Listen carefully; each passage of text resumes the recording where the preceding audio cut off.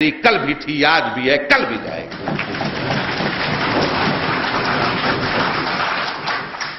जनाजा किसी कुर्सी के कंधे पर नहीं जाता, तख्त तो ताज के कंधे पर नहीं जाता है, कौवों के कंधे पे जाता है। और जो शख्स हिंदू हो या मुसलमान हो या दलित हो या अगड़ा हो या पिछड़ा हो या सिख हो या ईसाई हो, जो शख्स अपने समाज का नहीं, अपने धर्म के नहीं, अपने मां बाप का नहीं, अपने ईमान का नहीं, वो किसी इंसान और हिंदुस्तान का वफादार नहीं हो सकता। एक वबा चली, सेकुलर मुसलमान, इसने भी बहुत खाया है हमको आपको।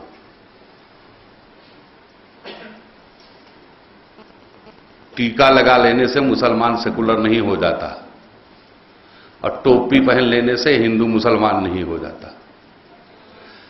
सेकुलर की विचारधारा अंतरात्मा की आवाज होती है। जैसे सुरजीत सिंह खंकर है, पिछड़ा नहीं है, पिछड़ों के लिए दौड़ में सबसे आगे है, इसको कहते हैं।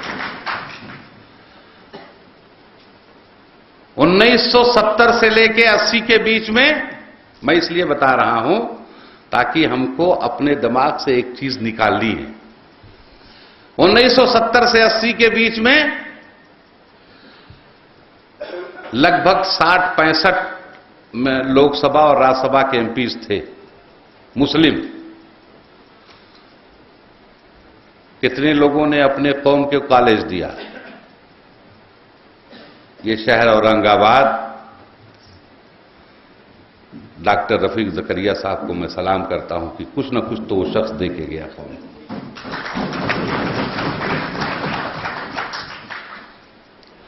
बाकी 65 जो एमपीज थे या 60 एमपीज थे, एक मेंबर ऑफ पार्लियामेंट चाहे तो 5 साल के अंदर एक एसएससी या एचएससी या मिनी आईटीआई तो दे ही सकता है।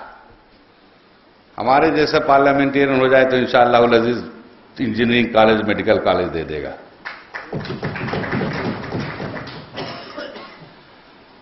कौन हिंदू उनको रोकने आया था कि मत दो तुम अपनी कौम को कॉलेज?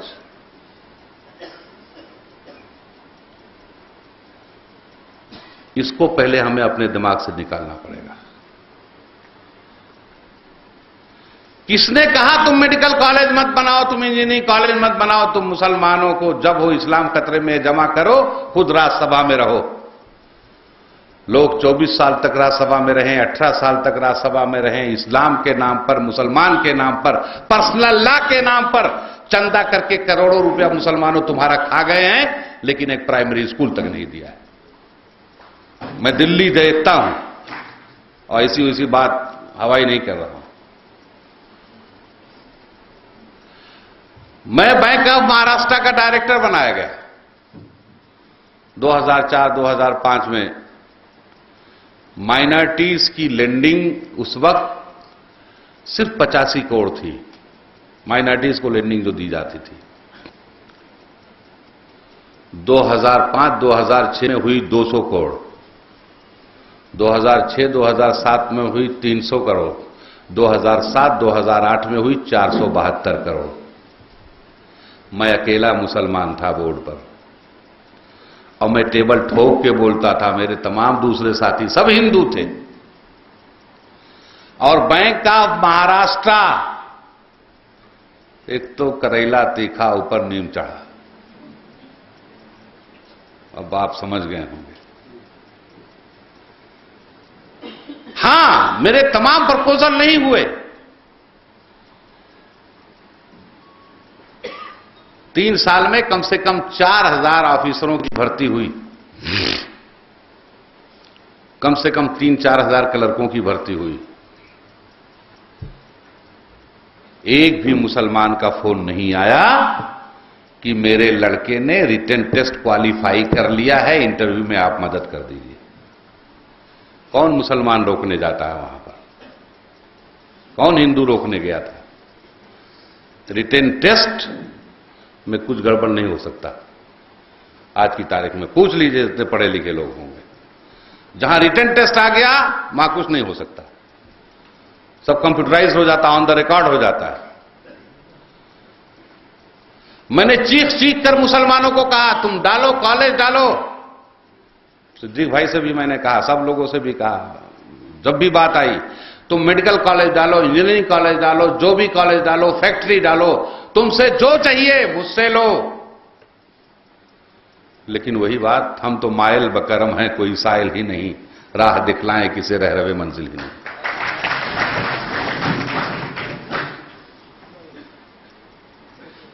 मुझे बनाने वाला डायरेक्टर हिंदू, लोन पास करने वाला हिंदू, फॉर्म एक्सेप्ट करने वाला हिंदू, डिसबर्समेंट करने वाला हिंदू, चेकिंग करने वाला हिंदू, वेरिफिकेशन करने वाला हिंदू, वैल्यूएशन करने वाला हिंदू। फिर भी मैं कहता था कि मुसलमानों आओ, तुम लोन लेके जाओ। हम इसीलिए हिंदुस्तान की सरजमीन को सलाम करते हैं कि यहां आज भी अक्सरियत हिंदू भाइयों की सेकुलर है, जमहूरियत पसंद। हमें अपना भी मुहासबा करना पड़ेगा।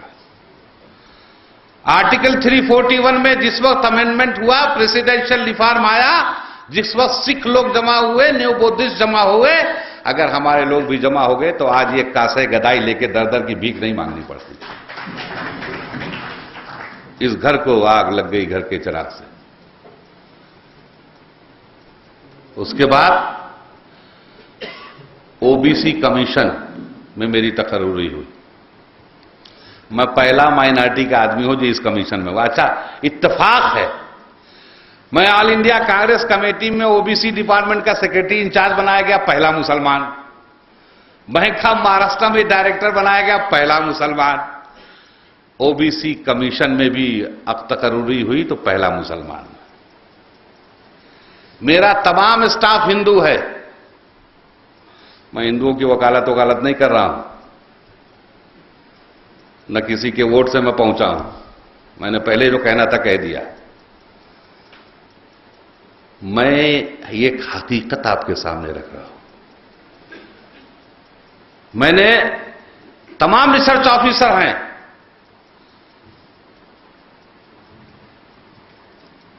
लगभग अब तक 2 करोड़ से ज्यादा माइनॉरिटीज की हियरिंग मैं कर चुका हूं वहां से, national commission for backward classes.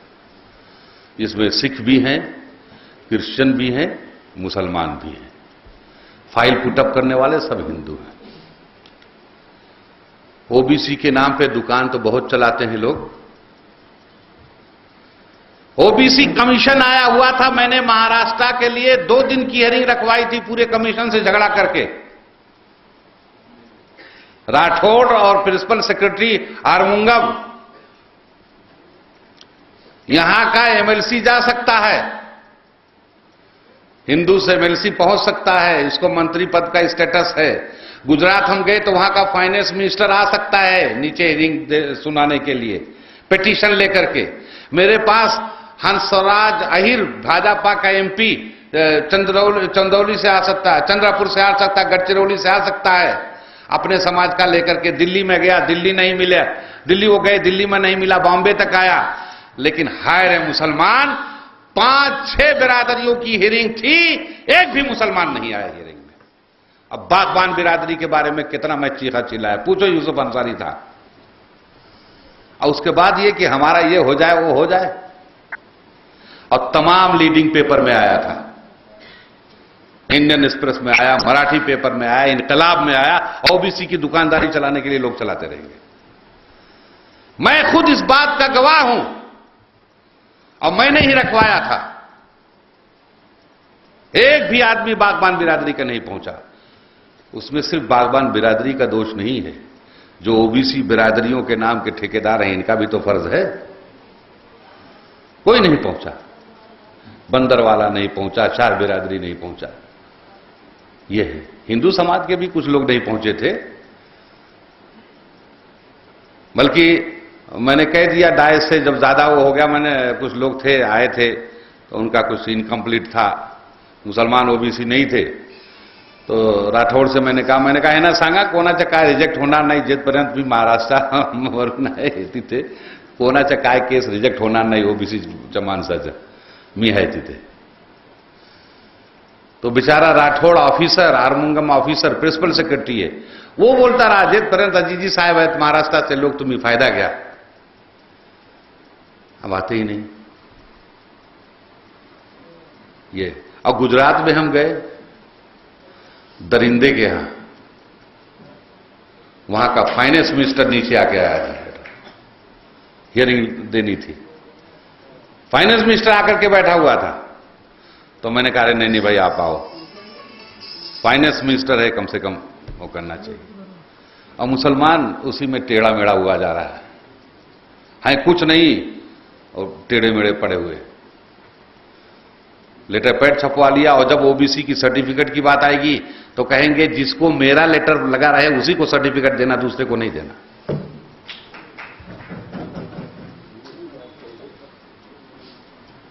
ये भी होता। मैं कहता हूं कौन हिंदू रोकने वहां आया था? पहले हमें अपने दिमाग से यह साफ करना पड़ेगा कि कोई ये जात या समाज हमारा मुखालिफ नहीं है। एक व्यक्ति हो सकता है, उसके लिए पूरे समाज को बदनाम नहीं किया जा सकता। बहुत से लोग होंगे, कुछ ऑफिसर ऐसे भी हैं, एक बदमाश आ गया, कोई ऑफिसर नाकारा मिल गया, उसके लिए पूरे तंत्र को आप नहीं बुरा कह सकते हो। मैं पूना गया, नागपुर गया, अकबाल अंसारी पूना में है, रफीक मुजावर नागपुर में है। उन लोगों से पूछवा लीजिए मुजावर समाज का अगर कोई होगा तो, कि जब से जब डाके आया तब से बड़ी मराहत हो गई, सहूलत हो गई। हां, जिस अंदाज से हम बोलते हैं माइक पर हमें यह होना चाहिए, हम इस अंदाज से नहीं बोल सकते। आपका हक है, आप हमारे भाई हो, आप हमारे समाज के हो, पिछड़े समाज के हो, आप जितना भी चीखो चिल्ला दो, बोल सकते हो, हम नहीं चिल्ला सकते। हम तो सिर्फ कमिश्नर को कहेंगे this should be done, that's it, this way. किया तो ठीक, नहीं किया तो हम ऊपर रिपोर्ट कर देंगे। मुसलमान लीडरों में हिंदू समाज का तो आता है, फाइनेंस मिनिस्टर आता है, हिंदू समाज का तो एमपी आता है। आपके मुस्लिम समाज के कितने एमएलए मिनिस्टरों में, असेंबली में ओबीसी मुसलमानों का मसाइल उठाया है, बताइए जरा। और जब बात आएगी तो कहें अरे यार ओबीसी वाले यार कौम में इंतशार। मेरे समझ में नहीं आता वो मजहब इस्लाम जिसकी पहली सीढ़ी उखुवत व मसावात है, वहां का अंसारी, वहां का कुरैशी, वहां का राइन, वहां का तांबोली, वहां का अत्तार, वहां का मनियार, वहां का शिकलगार, वहां का सैफी, वहां का सल्फी, अगर वो मंडल कमीशन पेशे के एतबार से अगर वो कॉन्स्टिट्यूशनल राइट के लिए ओबीसी की सर्टिफिकेट लेकर के अपने समाज को मुत्तहिद करता है तो इस्लाम खतरे में आ जाता है।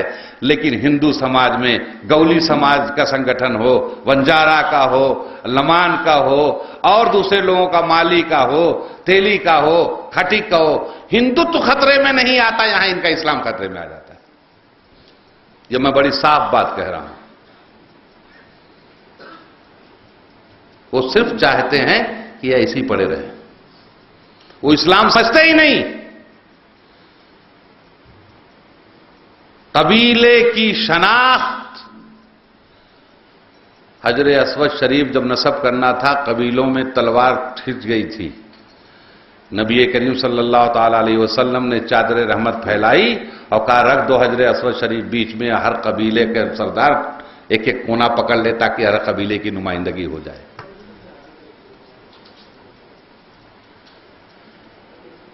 फिलिस्तीन फतह होता है, सैयदना उमर फारूक अल्लाह ताला अन्हो जाते हैं, कैसरो किसरा है ना, तो गुलाम ऊंट पर होता है और शाह जमीन पर ऊंट की नकील पकड़े हुए चलता है, सैयदना उमर फारूक अल्लाह ताला अन्हो। ये कितने मिनिस्टर ऐसे हैं मुसलमान कि नंगे भूखों की बात भी करते हो, इस्लाम समझते ही नहीं। मैं कहता हूं जो जितना कट्टर मुसलमान होगा